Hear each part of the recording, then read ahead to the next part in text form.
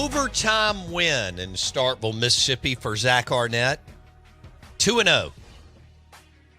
2-0 for Mississippi State. Got to run the table on your non-conference games, and you feel like they just did that. They got Western Michigan and Southern Miss left. It gets real this weekend. A top 5 recruiter comes into town in the LSU Tigers. It's the Tito's Vodka Bloody Mary game. It is an 11 a.m. kick. You will have to get up early and get out to the junction. Although it may be like 60-something degrees if you do try to grab an hour of tailgating prior to the game, which is pretty awesome. I tailgated for about an hour Saturday, and the food was amazing. They went with Obies. Wow. I was impressed. Out of Bounds, ESPN 105.9 The Zone is brought to you by Farm Bureau Insurance. Bundle your car and home and save with your local Farm Bureau Insurance agent and hit favorites.com to get a quote in 4 minutes or less. We welcome in Steve Robertson, genespage.com, 247 Sports, the Boneyard Podcast. I read some of his board yesterday and this morning. And, boy, you can get a consensus on anything, or maybe not. Steve, good win for Zach Arnett. Arizona's got some players. Jed Fish has done a good job there. Delora can play. Their offensive line is really good. Jet Johnson, Mark, some other dudes played well. There was a lot of back and forth. What's your one big takeaway on Saturday night? Mississippi State won the football game. That's the biggest one, right? The second thing that I would say is defensively, this team can be dangerous. This is a team, and it's interesting too that I think it's Pro Football Focus. It said they had 40 dropbacks. The State got pressure on 21 of them. You know, and listen, let's be honest. You're not going to see a lot of quarterbacks like Jaden Delara's mobility. You're going to see another one this weekend, you know, with Jaden Daniels. But I think defensively, this is a team that can really slow some people down and probably keep State in every football game for the most part this year. They're going to keep them in the game. It's going to be up to the offense to win it. Okay. So I said all offseason, I banged the drum that, you know, going from the pure air raid to anything, it would not matter what you went to. Any 900 variations of the spread, whatever, that would be a difficult transition. Early on, it looked good. I didn't agree with going for it on 4th and 4, by the way. I think 4th and 1, the way that Woody Marks can plow through, I'm all about it. I like to get points when you're in a 4th and 4 situation and that close. How do you see that, Steve? Well, and Zach admitted in postgame we should have taken the points, but especially in a game that you know might be a little bit nip and tuck, you don't want to be chasing points that early in the ball game. I mean, you had a very methodical and well thought out drive. You went basically right down the field, and you need to come away with points there. And because when you go for it and you don't get it, you give them juice. They're already, you know, the team that's expected to lose the ball game.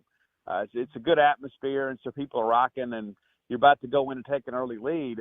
When you don't get it, the mojo jumps sidelines. Now, they didn't take advantage of that. No. But, there could be some games in the future where you get a little bit loose and fast with the expectations of football, and they come back to cost you. And in some respects, it did. If you have that field goal later in that ball game, it's a little bit different. Of course, the complexity of the game changes over 60 minutes, but now you got to take those points early. And Arnett did admit that post game. All right, so they dominate in the first quarter. 127 yards of their 272 are in the first quarter.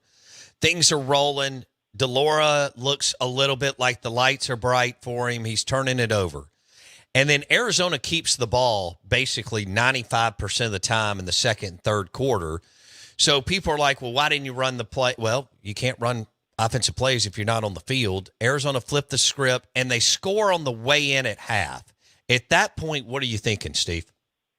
Well, I'm thinking State had squandered an opportunity to really get some separation in this ball game. I mean, you mentioned, you know, the second quarter. State had one real possession in that quarter. That's it. Arizona did a great job, and, of course, State had chances to get off the field. But it's a 19-play drive that, ends when Sean Preston just blows up Jacob Cowing. And then you go down and have a chance to kick a field goal to make it a 3-possession game before the half.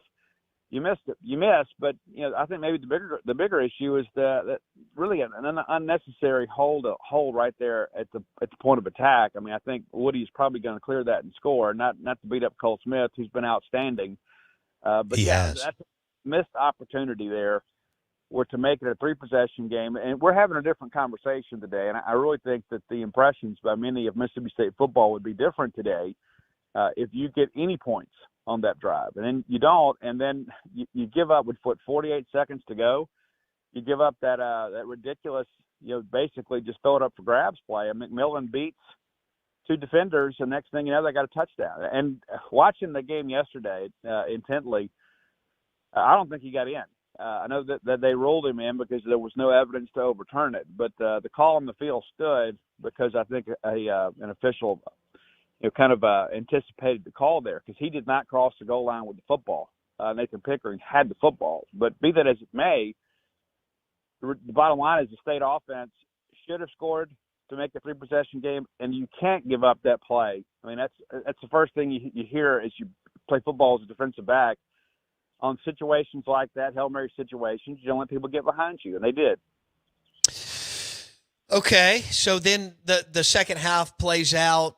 Mississippi State scores late in the third. I thought, to Tulu. All right, so the one bright spot was Rod. Let's talk about some good things because they won. The Rogers to Tulu, I thought was and Mark's early. The Rogers to Tulu was, I thought, a very bright spot in the game. What did you think, Steve? Yeah, especially on that, when State needed to go back down and take the lead. I mean, basically, you go out there and you go 5 wide and kind of go back to some air raid concepts. And I'd like to know exactly what Will Rogers said. I tried to make it out yesterday on the replay. I don't know if he's saying let me play or, something along those lines, but I think in situations like that, when you absolutely have to have a score, I think you got to put Will in the most comfortable setting possible. Yes. I think you got to let him.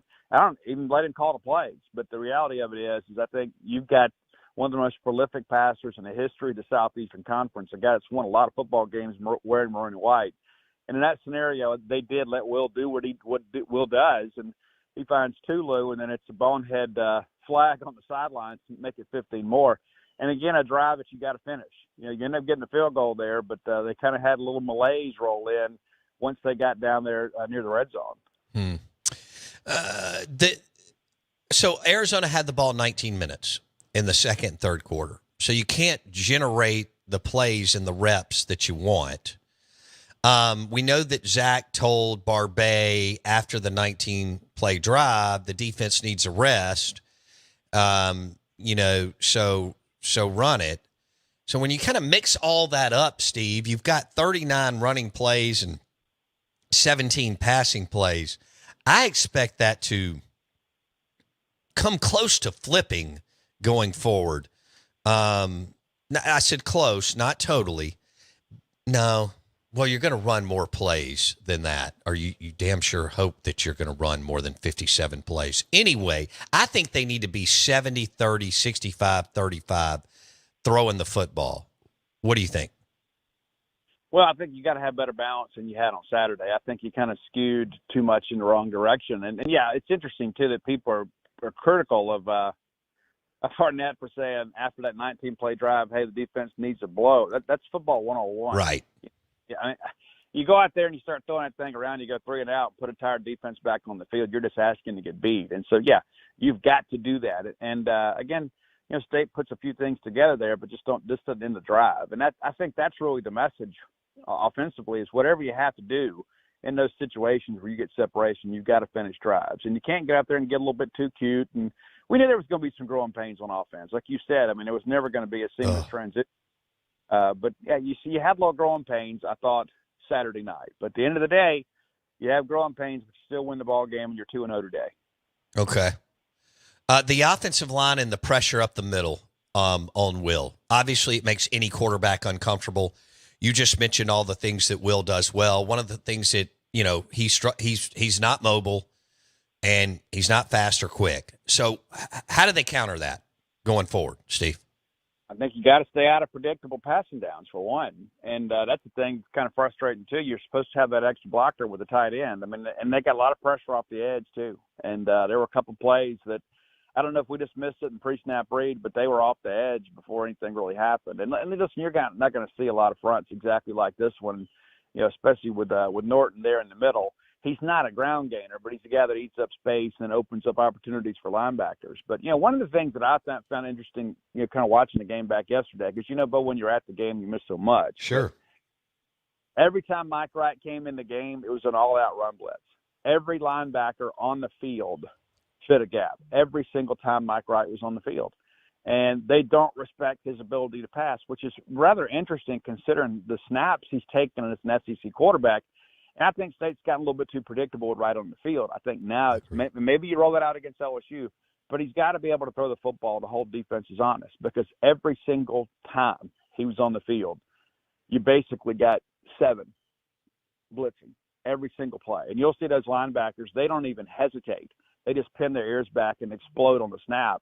And as a result, Mike wasn't nearly as effective. I think that's one of the reasons you signed him, and I think our use of him Saturday was rather interesting. There are a couple times he wasn't in there on short yardage, but there's a lot of wrinkles left. I mean, I've been to a lot of practices, and so I've seen what they can do. But I think we got very predictable with Wright on the field Saturday. That's got to change. Okay, maybe Barbay got a little tight with what happened in the second and third quarter. Like you said, the offense sat over there forever during the second and third quarter, and as you know, Arizona got the ball back in the second half to start it off. So it just felt like I did think that Arnett needed to call timeouts going into halftime. I just felt like you got to maybe give yourself some time, try to get Will hooked up with Tulu, and try to boogie down the field for 40 yards. How did you see that? Yeah, I mean it's one of those deals too. I know you want to get into the half there, but I just go back to that play where there was the pass interference on Furge, and they initially ruled that play a reception. Well, that review is a 37-yard differential, right? Because, okay, you're going to decline the penalty and take the big gain down the field. Well, then it was clearly not a reception. So they backed that off. Now they accept the penalty. So instead of them being in prime position, they're back across the 50 on their side of the field. You've got to get off the field there. No matter what the time situation looks like, no matter what the offensive situation looks like, you've got to get them off the field and not give up points. And they did. And that's one of those things, again, that we talk about giving people juice. They hadn't had anything to feel good about the entire first half other than the fumble on the first drive. And now you've given that to them, right? I mean, think about how debilitating it is when you drive 19 plays down the field and you've got your best receiver out there in space, and you're thinking, okay, we're about to cash this thing in, and then he fumbles and State gets it back. I mean, that most people would have quit right there. And State had a chance to beat them in the submission by converting on that drive, but they didn't. And then all of a sudden, you have this just throw it up for grabs play, and it's like they've got juice. They have not played well for 2 quarters and have nothing to show for it, and you just kind of gift them an opportunity. And those are the kinds of things that get you beat, and you got to clean that up. Steve Robertson on the Farm Bureau Insurance guest line. Mississippi State's 2-0. That was a huge win for a young coach like Zach Arnett, who turned 37 yesterday, in a game that you could have lost. And I think Arizona's scrappy and more than solid and has a couple of NFL dudes on the O-line. And I think DeLauro he'd be really good in this Mississippi State offense. You drop him at Auburn, you drop him at LSU, watch out. Okay, let's go to the defensive side of the football. Travion Williams played early. John Lewis. Were you impressed? They need to get Travion Williams up and rolling. He needs to be an impact player sooner than later. Were you impressed by his play? Yeah, I was, and I thought John Lewis flashed a little bit too. State played a lot of people. He rotated a good bit, especially up front. I think linebackers really the only position you didn't see a lot of rotation. But, yeah, they've got some young guys out there that have some talent that kind of enable you to keep those those starters fresh. And I thought that was a sequence, again, it's like back-to-back weeks where Nathan Pickering just kind of takes over a game. I think you're really starting to get value out of him. But I think when you look at Travion Williams, I think that's a part of the equation, right? I mean, when you've got a guy in there that can play at a high level, it enables you to keep that guy a little bit fresher longer. And so I'm not worried about the front. And it's interesting to see people say, but we didn't get pressure. Well, I think Jaden DeLauro would certainly disagree with that. The kid was running for his life most of the ball game. The difference is you just couldn't get him on the ground. Right. That doesn't, you still influence the passer. I mean, there were a lot of passes early on in the ball game. That kid was completely shook. And next thing you know, he just goes back to being an athlete. And I think when you look at the play calling in that second half, they really didn't dial up vertical very often. They were working the perimeter a little bit, and they had a nice little concept where they have Michael Wiley step up to block, and then they just kind of slip him out. He just kind of chips the defender and gets out there in the flats where he's wide open in space. And so give Jed Fish and those guys a lot of credit for battling back, but also having a pretty good plan there, especially in the second half, to kind of slow things down for DeLauro, because I think left to his own devices, he may have thrown 6 picks. I mean, he was just completely overwhelmed by the environment. He was. He's a heck of a player and competitor, Steve, which I think you agree with. But that first quarter, they just don't play in those kind of atmospheres out west. They just. What's interesting about that, too, is he said during press conference this week that there's no way it's louder than the Pac-12. And, to give the kid a little bit of grace, we didn't really comment on that or make a big deal about it in articles or anything. But I thought to myself, man, you poor young child, what you're entering in is anything like the Pac-12 where they get about 40% capacity. Right. It's absolutely ridiculous to make that assertion. But he didn't know. He knows now. He knows now, and he has the box score to prove it. But I tell you this, that kid, I don't know what happens with him long term, but that's a kid that's not going to quit. No. And had every opportunity to quit and just say, it's not our day, but instead he goes down to the last play of the game. He's tough as hell, Steve. I know he's not built like Nick Fitzgerald, and Matt Corral. Those guys just took blow after blow, hit after hit. This dude is tough, and I'll be interested to see, like you said, what all he does on some of those weaker defenses out west. Okay, let's go to this weekend. Steve Robertson, 247 Sports, Gene's page, the Boneyard Podcast. He joins us on the Farm Bureau Insurance guest line. LSU's coming into town. They have more talent. 11 a.m. game. They didn't play well a couple of weeks ago. They got right against Grambling, whatever. Here we go. Steve, the line's about 9. When you look at what the Mississippi State offensive line has been able to do to date, knowing what LSU, this may not be their best defensive line, but know the players that they have. What do you think Barbet and Will are going to try to do as they start to install the next few days? That's really a great question. I think, really what you got to do against LSU to have any hope is, you've got to be able to run wide. That's defensively, they're always going to be strong up front. That's just LSU. They got shoved around a little bit by Florida State. And I think, 2 weeks into the season, I think people are really starting to appreciate the fact Florida State might be back. Mike Norvell's probably coaching for his job. And all of a sudden you look up and, Southern Miss is a very quality G5 team, and they absolutely pushed them all the way around the field, I think you got to be able to burn the edges, and I think you've got to be able to take some shots. And that was one of the things, too, I think a lot of fans were concerned about over the weekend is, Will was very efficient. I don't think anybody's blaming Will Rogers for anything. I think Will played well, but I think he needs more opportunities. I think you have to use the offense and the passing game to kind of spread those guys out, make them defend every blade of grass, and you got to be able to use Woody on the edges. State did not have a ton of success running up the middle against Arizona, and that's not a criticism of your front. It's really a tribute to theirs. And there were some guys too, like Jeffrey Pittman at times missed a hole or two, and but you can't run all game every game. You got to have some guys come in, and I think Seth Davis is a guy that can. And I think Seth could be big in this ball game against LSU because of his foot speed, and he's a guy that's a little bit smaller guy behind a pretty massive offensive line. So I think you run some counter type stuff, and you try to get him out there on the edge. But Will Ryder's going to have to play the football to keep his defense honest. If not, you're going to have an offensive performance similar to what you had in that second half, where they're just kind of lining up and determined to stop the run. And probably the biggest question mark I have about the whole thing is Arizona was beat up in the secondary and missing 2 starters, and you didn't have Maldonado for a half. I don't understand why State didn't test that secondary a lot more, especially later in the ball game when they were bringing those safeties up and try to stick the run. Why not take a play action shot? I know there's a couple times they tried to, and You just couldn't get it done. But you're going to have to do that against LSU. You're going to have to be able to stretch the field horizontally and vertically to have a chance in this ball game. Yeah, I think some people aren't going to like this, Steve, but I think a conservative approach is just not the right way. I mean, you're not supposed to win the game. Dan Mullen was unbelievable for his 9 years, considering there were some misses, but start to finish. But I thought Dan was too conservative many a Saturdays went against somebody who out-recruited you by, 20 or so spots, 20, 25 spots. Sometimes you got to let it rip, man, in these games. What is your reaction to kind of my I think back that 2017 game against Alabama, right? When he punted on Bama's 41 and you're running for 4.5 yards a carry?